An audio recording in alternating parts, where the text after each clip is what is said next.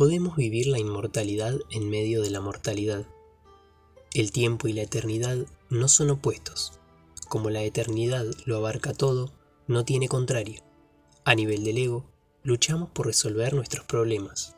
Para el espíritu, esa lucha es el problema. El mago es consciente de la batalla entre el ego y el espíritu, pero sabe que los dos son inmortales y no pueden morir. Todos los aspectos de nuestro yo son inmortales, hasta las partes a las cuales juzgamos más duramente. Cuando Arturo era un rey muy joven, oyó hablar de un loco que vivía en las profundidades del bosque de Camelot. Algunos le aconsejaron que no prestara atención a esos rumores infundados. Es apenas un desquiciado que se ha encerrado en una choza y no tardará en morir. Pero algo vibró en su interior y Arturo convocó a sus caballeros para salir en busca del orate. Tras varias horas de búsqueda, la partida llegó a un claro no muy distante del camino principal que atravesaba el bosque. En medio del claro había una choza hecha de juncos y barro, tan torpemente armada que le salían ramas desnudas por todas partes. Arturo desmontó y se acercó a ella. No tenía puerta, solo un ventanuco para permitir el paso del aire. ¿Quién está ahí?, preguntó. Alguien que no es de este mundo, respondió una voz débil. Arturo reflexionó por unos instantes. Desearía conversar contigo, quien quiera que seas. Sal por orden del rey. No tengo rey, déjame en paz, dijo la voz. Pero careces de agua y alimentos, necesitas ayuda, insistió Arturo. No necesito tu ayuda, dijo la voz, y no volvió a pronunciar palabra. Los cortesanos deseaban partir, avergonzados de que el rey se ocupara de un orate, pero Arturo dio orden de que trajeran a su presencia a cualquier persona que tuviera información sobre el hombre. Varios jinetes se internaron en el bosque y regresaron al rato acompañados de una mujer vestida con harapos. Esta es la esposa, dijo uno de los jinetes, soltando a la mujer, quien se mostraba visiblemente atemorizada y confusa. No tengas miedo, solo deseo ayudar a tu esposo, dijo Arturo.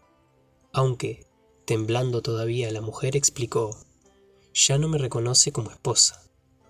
Mi William ha jurado permanecer emparedado dentro de la choza hasta que muera o reciba una señal de Dios. ¿Por qué?, preguntó Arturo.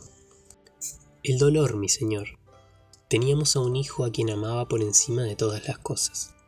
Mi Will es leñador, y un día salió al bosque con nuestro hijo, que en ese entonces tenía 6 años. Will estaba concentrado en su trabajo, y, cuando no lo miraba, el niño se alejó. Lo llamamos y lo buscamos hasta la desesperación, pero 2 días después, su cuerpecito apareció flotando en el arroyo. Nuestro hijo se ahogó y mi esposo no se perdona a sí mismo. La historia entristeció profundamente a Arturo. El dolor no es motivo para quitarse la vida, dijo. Lo mismo digo yo, declaró la pobre mujer, pero ha jurado que mientras Dios mismo no venga a decirle por qué se llevó a nuestro hijo, habrá de maldecir al mundo y no querrá saber nada de él. Toda mi vida he visto la clase de sufrimiento que Dios permite, dice, y no quiero saber más de él. Si no aparece para explicarse, de todas maneras ya estoy muerto en vida. A pesar del efecto conmovedor provocado por la historia de la mujer, Arturo no pudo menos que sorprenderse ante esa forma peculiar de entender a Dios. ¿Es cierto el relato de tu mujer?, preguntó dirigiendo la voz a la choza. Lo único que se oyó fue un gruñido ronco, porque Will, el leñador, ya lo había dicho todo. Pasaré la noche aquí conversando con este pobre desgraciado, anunció Arturo, enviando al resto de la partida real de regreso al castillo. Los cortesanos no deseaban dejar a su rey solo en el bosque, pero finalmente él los convenció de que se alejaran y acamparan a media legua de distancia. No tardó en caer la noche sin luna. Arturo se sentó al lado de la choza, envuelto en su capa para protegerse de la humedad. En cierta forma me siento más cerca de ti que de cualquier otra persona de mi reino, comenzó. Soy nuevo en esto de gobernar y siento profundamente el sufrimiento que me rodea. Por todas partes hay pobres, enfermos e inválidos, y su tragedia es también la mía. Mientras yo sea su rey, he pasado muchas noches de insomnio preguntándome cómo solucionar los males de este mundo. Parece que podría emplear toda mi vida y mi fortuna en combatir la desgracia que me rodea y, no obstante, al igual que el trigo de primavera, las semillas del infortunio brotarían doblemente fuertes a la siguiente estación. «Espero a Dios», interrumpió súbitamente la voz proveniente de la choza. «No necesito oír tus discursos. Deja que él responda por sí mismo». «Es justo lo que pides», replicó Arturo. «Pero permite que este sea mi asunto, pues en ti me veo a mí mismo. Tuve un maestro llamado Merlín, quien me dijo que la única solución contra el mal es no luchar contra él, sino darse cuenta de que en realidad no existe». «Palabras insensatas», dijo la voz. «Busca otro maestro». «Necesitas oír más», insistió Arturo. Merlín decía que el bien y el mal se trenzan en combate constantemente. Ambos nacieron hace miles de años, y mientras exista la luz y la sombra, el bien y el mal se perpetuarán. En ese caso, deberías perder la esperanza de encerrarte conmigo en esta choza, puesto que has visto los verdaderos sentimientos de Dios con respecto a este mundo. Y Él desea que nosotros suframos, dijo la voz amargamente. También me sentí como tú durante mucho tiempo, pero entonces Merlín me enseñó que en la vida hay dos caminos.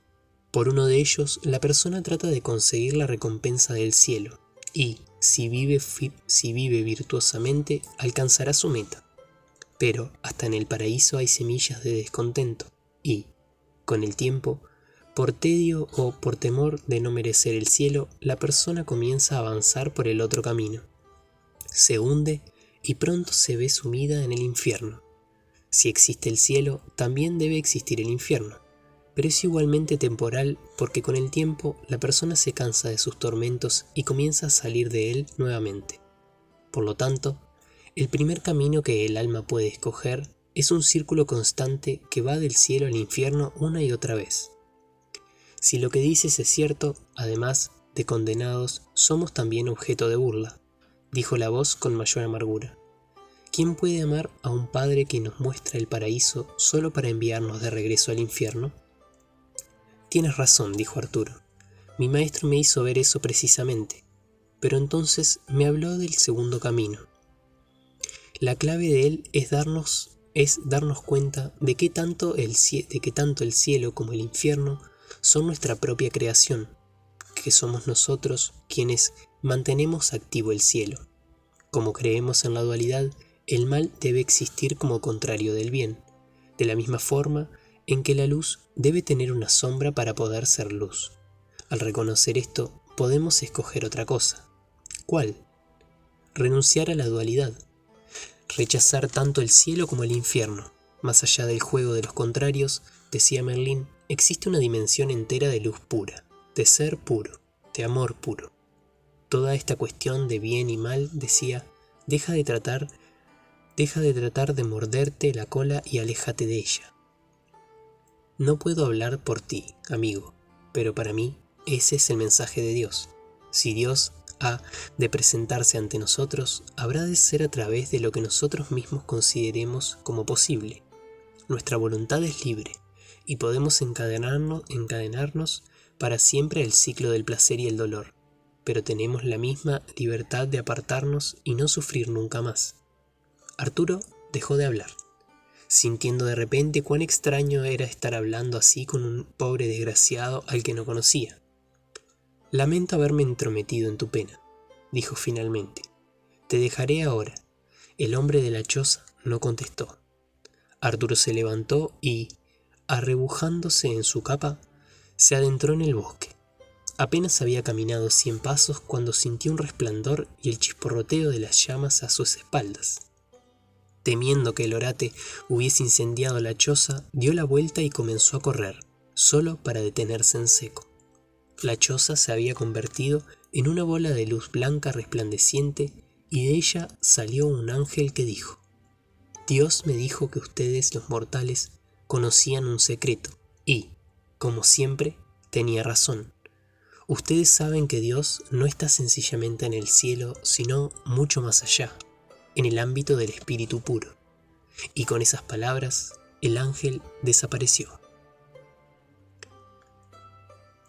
Para comprender la lección. La enseñanza de esta lección se explica en ella, y es que en la vida hay dos caminos. El primer camino consiste en aceptar que la dualidad es real, que el bien y el mal a los cuales nos enfrentamos todos los días son un hecho simple y que debemos hacer lo que podamos para luchar contra ellos. El segundo camino consiste en ver la dualidad como algo que podemos elegir. Aunque todo lo que hay en la creación parece tener su contrario, hay algo que no lo tiene: la totalidad. La totalidad del espíritu no tiene contrario porque lo abarca todo. Para escoger el segundo camino, debemos estar dispuestos a renunciar a la lucha contra el mal. Ese es el sendero del mago. No hay duda de que ante el mal siempre reaccionamos con temor e ira. La lucha nace de esta reacción y, como todos deseamos que el mal desaparezca, la lucha parece legítima. Pero, ¿qué tal si la ira y el temor son la causa del mal? ¿Qué tal si nuestras reacciones perpetúan el mismo ciclo interminable? A partir de estas preguntas nació el segundo camino. No quiere decir que la lucha sea equivocada y que debamos someternos al mal, pero el fin del mal es un asunto serio, y los magos se han presentado a la mesa del debate para proponer que ese fin sí es posible, aunque no a través de los medios que hemos utilizado durante tanto tiempo. Ahora, para vivir la lección. No será posible renunciar a la dualidad del bien y del mal mientras esa sea nuestra única experiencia. Es preciso reemplazar esa experiencia por otra más profunda, aunque esté más allá de las palabras. Totalidad y espíritu serán solamente palabras hasta que adquieran realidad para nosotros. Realidad siempre significa experiencia.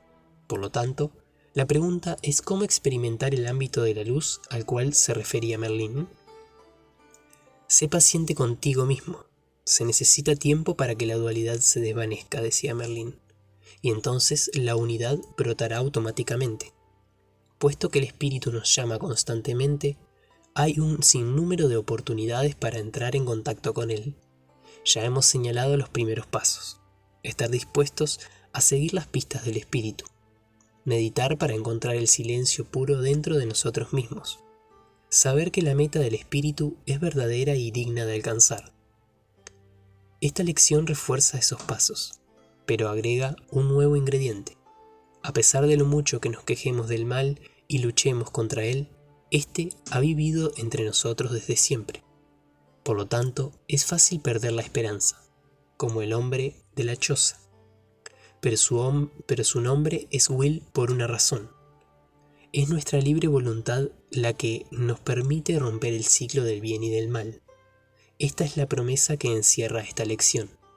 El sendero del mago está lleno de compasión, porque resuelve el problema del sufrimiento en la medida en que nos acercamos más a la luz del espíritu.